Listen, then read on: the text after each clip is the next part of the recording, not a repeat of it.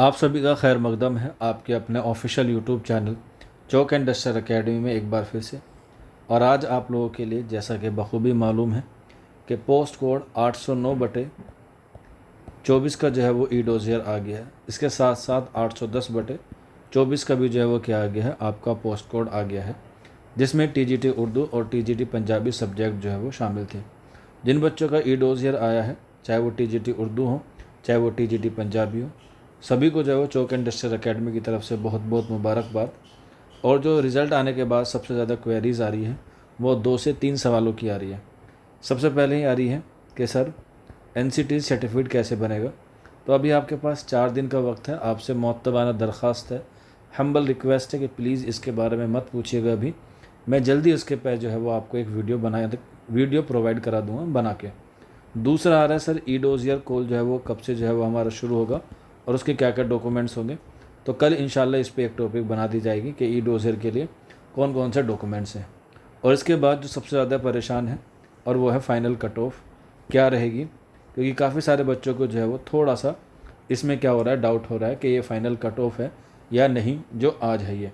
तो इस सेशन में हम लोग जो है वो इसी चीज़ों पे क्या करेंगे, गुफ्तगू करेंगे, फ़ाइनल कट ऑफ पे या जो अब कट ऑफ जारी की गई DSSB ने। तो इसमें देख सकते हैं ये पूरी जो है वो 626 वैकेंसीज़ हैं, अलग अलग कैटेगरीज़ में जो है वो दी गई हैं। आप लोग अच्छे बच्चे हैं तो आप लोग जो है वो आराम से पढ़ सकते हैं। अपीयर एग्ज़ाम में जो बच्चे हुए थे, यानी कि एग्ज़ाम में जो बैठे थे 13 अक्टूबर को 2024 में 1573 बच्चे जो इसमें बैठे थे। और इसमें जो है वो आप लोगों की ये जो है वो कट ऑफ रही है, चाहे हम लोग बात करें मेल कैटेगरी में चाहे हम लोग बात करें फीमेल कैटेगरी में। ये जो है वो ई डोजियर कॉल है, यानी कि जो बच्चे जो है वो शॉर्ट लिस्ट हुए हैं उनके। अगर हम लोग बात करें यूआर में जो है वो 285 मेल कैंडिडेट हुए हैं और फीमेल में जो है वो 240। तो कुल मिला के जो है वो 525 बच्चे जो हैं वो यूआर कैटेगरी में सिलेक्ट हुए हैं। ओबीसी में 35 हैं, एससी में 15 है, एसटी में 17 है और ये जो है वो कैटेगरी वाइज है। ईडब्ल्यूएस में जो है वो 3 सीटें थी जो मैंने आपको ऊपर दिखाया था। तो वो 3 सीटें जो है यहाँ पर आपको देखने को मिली है मेल कैटेगरी की, और फीमेल में मिला के जो है वो टोटल कितनी है, 7 सीटें हैं ईडब्ल्यूएस की। तो अगर हम लोग कैटेगरी वाइज यानी कि मेल वाइज चेक करें तो इसमें जो यूआर की कट ऑफ गई है वो गई है 80.15 या कह सकते हैं 18.15 यूआर कैटेगरी में। इसके अलावा ओबीसी में जो 16 सीटें हैं मेल की, उनकी जो कट ऑफ गई है वो गई है 70.33 यानी कि 17.33। इसके अलावा अगली जो एससी कैटेगरी में है, एससी कैटेगरी की जो कट ऑफ गई है मेल कैंडिडेट की वो गई है 60.37 यानी कि 16.37। इसके अलावा यहाँ पर जो है वो एसटी कैटेगरी की गई है 16.89। और यहाँ पर जो है वो ईडब्ल्यूएस में जो नॉट अवेलेबल है वो इसलिए है क्योंकि ईडब्ल्यूएस के जितने भी कैंडिडेट हैं वो सारे के सारे कहाँ चले गए हैं, जनरल में चले गए हैं। तो इसलिए जो है वो उनको वहाँ पर रखा गया है। इसके बाद आगे बढ़ते हैं। ये जो है वो कैटेगरीज वाइज हैं, ये भी आप लोग जो है वो देख सकते हैं, 2-2 3-3 बच्चे जो है वो इसमें आए हैं मेल कैटेगरी में।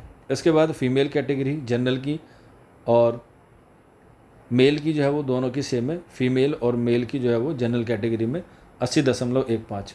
वहीं पर जो ओबीसी की है थोड़ी सी कम देखने को मिली है, थोड़ी सी ज़्यादा देखने को मिली है, 70.71 जो है वो ओबीसी फीमेल में जो है वो ज़्यादा देखने को मिली है। और वहीं पर एससी में जो है वो 60.73 गया है, ये जो कट ऑफ है फीमेल की ज़्यादा गई है। इसके अलावा एसटी में भी जो है वो 63.40 यानी कि यहाँ पर भी जो है वो फीमेल ने जो है वो ज़्यादा अच्छा स्कोर किया है।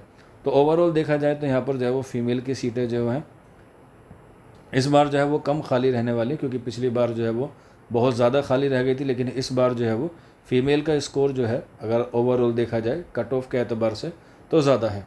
अब यहीं पर जो है वो सबसे ज़्यादा डर जो है वो फीमेल को ही लग रहा है कि सर हमारी जो फाइनल कट ऑफ है वो हाई तो नहीं जाएगी। ये बच्चों को जो है वो काफ़ी डर सता रहा है कि फ़ाइनल कट ऑफ कितनी जाती है। कोई कह रहा है 10 नंबर जाएगी, कोई न कह रहा है कि ये और ऊपर जाएगी, 100+ जाएगी, कोई कह रहा है कि ये जो है वो 90 के पार जाएगी। जो यहाँ पर कट ऑफ है बस यही मान के चलिए कि आपकी ये फ़ाइनल कट ऑफ यही रहेगी। 1 या 2 नंबर मैक्सिमम बढ़ सकता है अगर बढ़ेगा भी तो, और वो इसलिए बढ़ेगा क्योंकि अभी बहुत सारे बच्चे क्या होंगे, यहाँ से रिमूव होंगे। रिमूव होने के कारण क्या है, उनकी सबसे पहले तो हो सकती है एलिजिबिलिटी, चाहे वो एकेडमिक पे हो या किसी और डॉक्यूमेंट्स के रिगार्डिंग हो।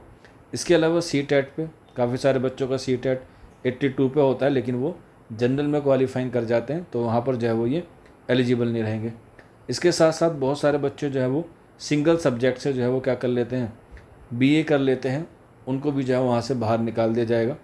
इसके साथ साथ कोई बच्चे जो है वो B.Ed करते हैं, कोई नर्सरी वाला B.Ed से अप्लाई कर देता है, कोई स्पेशल से कर लेता है, कोई BLED कर लेता है, कोई DLED कर लेता है। तो उस तरीके से ये बच्चे भी क्या होंगे, यहाँ से रिमूव होंगे। इसके साथ साथ काफ़ी सारे बच्चों के पास कास्ट सर्टिफिकेट नहीं होगा, OBC का ख़ास तौर पे नहीं होता है, दिल्ली में बहुत मुश्किल से बनता है। OBC भी वही वाला वैलिड होगा NCL का, यानी कि नॉन क्रीमी लेयर में होना चाहिए, जो 1993 के प्रूफ के साथ होना चाहिए। तो ये भी एक पॉइंट हो सकता है जिसकी वजह से जो है बच्चों को बाहर निकाला जाएगा। इसके साथ साथ और भी टॉपिक होते हैं जिन वजह से जो है वो बच्चों को बाहर निकाला जाता है। पिछली बार अगर आपने देखा होगा, जब फर्स्ट रिकॉल आता है तो फर्स्ट रिकॉल में जो है वो काफ़ी सारी बच्चों को जो है वो निकाला जाता है, और उनमें वो बच्चे भी शामिल होते हैं जो आउटसाइड OBC के होते हैं, और उनको जो है वो OBC दिल्ली में जो है वो कंसिडर कर दिया जाता है। कुछ टेक्निकल इशू की वजह से होता है, और कुछ बच्चे जो है वो आउटसाइड OBC भर लेते हैं। जिन बच्चों ने OBC आउटसाइड भरा होगा उनका 100% जो है वो रिकॉल नोटिस आना ही आना है। वो लोग जो है वो तैयार रहिए DSSB ऑफिस जाने के लिए।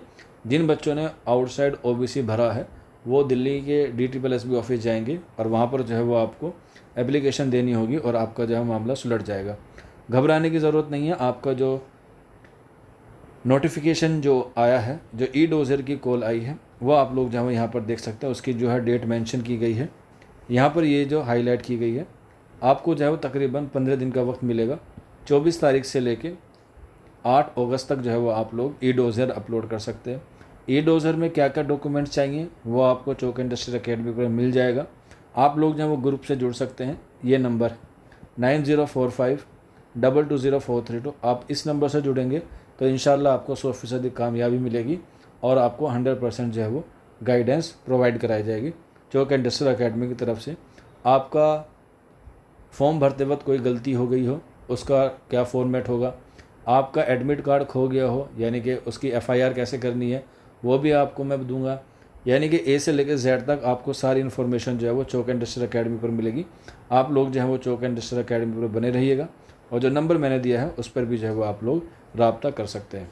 आज के सेशन में इतना ही था, ज़्यादा लंबा सेशन नहीं रखूँगा। इंशाल्लाह अब आपको जो है वो डे बाय डे जो है वीडियो प्रोवाइड कराता रहूँगा। और एक बार फिर आप लोगों को इस वीडियो के माध्यम से उन तमाम बच्चों को बहुत बहुत मुबारकबाद जिन बच्चों का सिलेक्शन हुआ है। उन सब बच्चों को हमारी तरफ से जो क्या है कॉन्ग्रेचुलेशन है, ताकि वो जो है वो आगे भी मोटिवेट होते रहें। Thank you.